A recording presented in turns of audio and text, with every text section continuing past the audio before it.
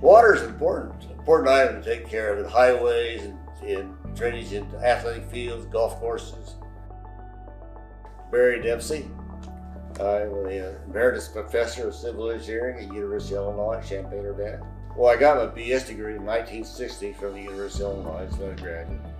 Then after working for Division of Highways for about 6 months, I went in the Army and served 2 years in the Army, served overseas in France, and then came back and started working for Division of Highways again. I said, well, I think I'll get a master's degree, and after I got the master's, I got a PhD.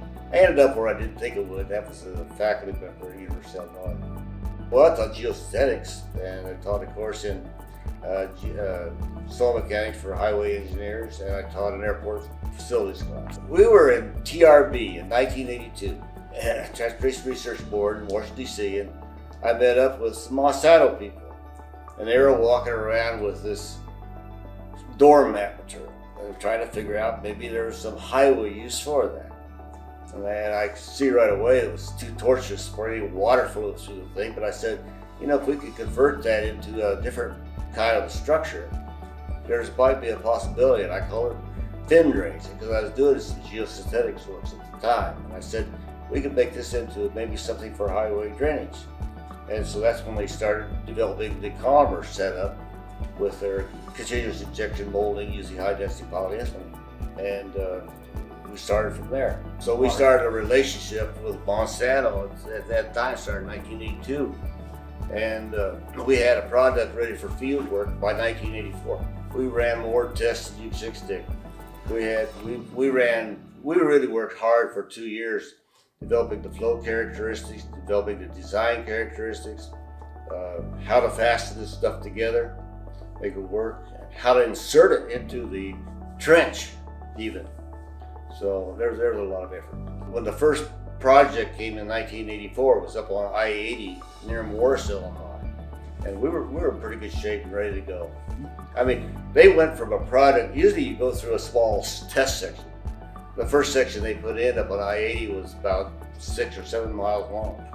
So we went full strength. I thought it was really a solution to the pavement drainage problem, because you had a product that accepted the water all along the pavement structure, as well as infiltration of the shoulder joint, and you had a good outflow. If it was installed correctly, it performed very, very well. In fact, the faulting up on I-80 due to traffic on the Hydraway sections compared to the standard pipe and sand envelope drain was like a fraction. It was really different.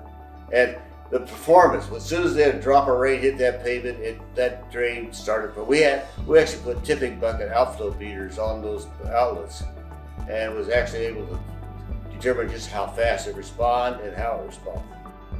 It's a performance product. A lot of people look at it from the standpoint, well, how's it look? Is there any clogging or whatnot? But if you got to look at the performance, and when I was looking at pavement performance, my Lord, it was functioning so much better than the system they were using. Was pathetic. Well, the nice thing about it, you can put the Hydraway in a 4-inch slot drain, and we would use the material we took out of the slot to backfill back into it. Whereas the pipe and envelope system used about an 8-inch wide trench. It had required to put the pipe in and then backfill it with sand. So there's a big, the cost of the product was a little bit more than the pipe, but by the time you got through with it, this was more competitive. Not all fin drains are the same, not by any means of imagination. Well, some of them don't have a compressive strength. If you look at some of those mesh type materials, if you put some pressure on there, they'll collapse. Some of them are polystyrene, I think, and they're difficult to work with. ADS came up with their elliptical pipe as a competitor. So we did start a field where everybody started moving that direction for the narrow trench installation.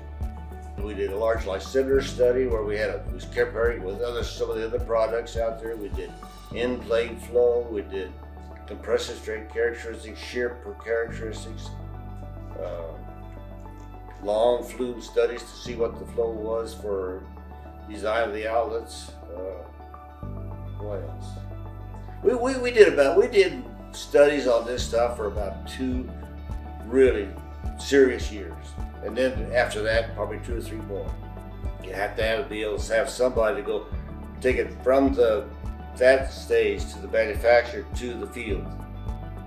And the biggest problem we have is moving an idea from an idea to manufacturing to actually being used.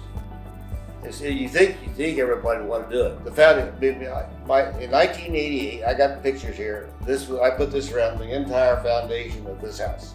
Hydraway around that circular drive that goes down here and then drains out into the ditch. I got Hydraway along my driveway. I put that in. I got some pictures here.